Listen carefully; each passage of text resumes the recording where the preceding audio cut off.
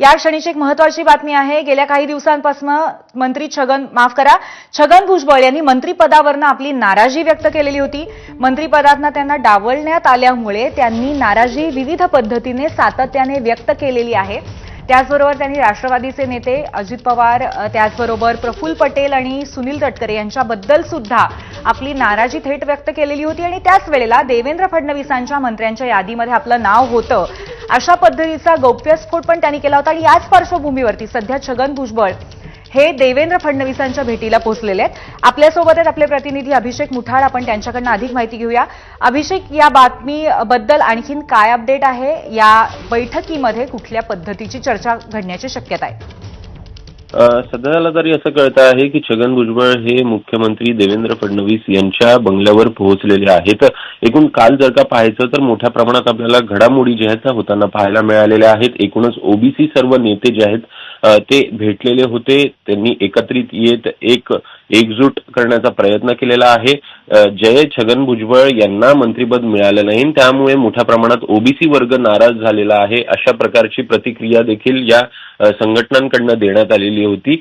त्यानंतर छगन भुजबळ यांची भेट या सगळ्यांनी घेतली आणि त्यानंतर आता जर पाहायचं तर ही छगन भुजबळ हे स्वतः आता देवेंद्र फडणवीस यांच्या बंगल्यावर आपल्याला दाखल झाल्याचा पाहायला मिळत आहे। कुठेतरी वेगळा निर्णय हे छगन भुजबळ घेणार का असे प्रश्न देखील निर्माण होताना पाहायला मिळत आहेत। छगन भुजबळ यांच्याकडनं देखील वारंवार सांगण्यात आलेलं होतं, तशा प्रकारचे काही संकेत देखील त्यांच्याकडनं देण्यात आलेले होते। एकूणच देवेंद्र फडणवीस यांच्याबद्दल चांगली भूमिका ही छगन भुजबळ यांच्याकडनं घेण्यात आल्याचं आपल्याला वारंवार दिसत आहे। त्यामुळे कशा पद्धतीनं छगन भुजबळ हे भाष्य करत आहेत पुढं हे बघणं महत्वाचं असेल।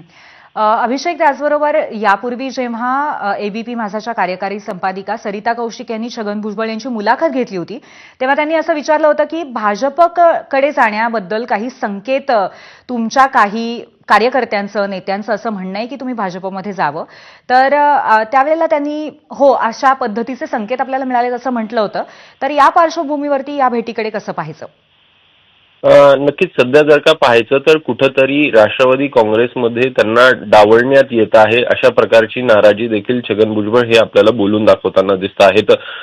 सोबतच मुख्यमंत्री देवेंद्र फडणवीस यांच्याकडे झुकतं माप हे कुठंतरी छगन भुजबळ यांचं देखील दिसतं आहे। एकूणच मागील काही घटना जर का पाहायच्या, लोकसभेमध्ये देखील भाजपकडनं खासदारकीच्या उमेदवारासाठी त्यांचं नाव पुढे केलं गेलेलं होतं, मात्र एकूणच शिवसेनेकडनं असणारे दबाव। अभिषेक, आपण क्षणभर थांबूया आणि आपण या संदर्भात चर्चा करूच, पण आपल्यासोबत मुकुल कुलकर्णी आपले प्रतिनिधी पण आहेत।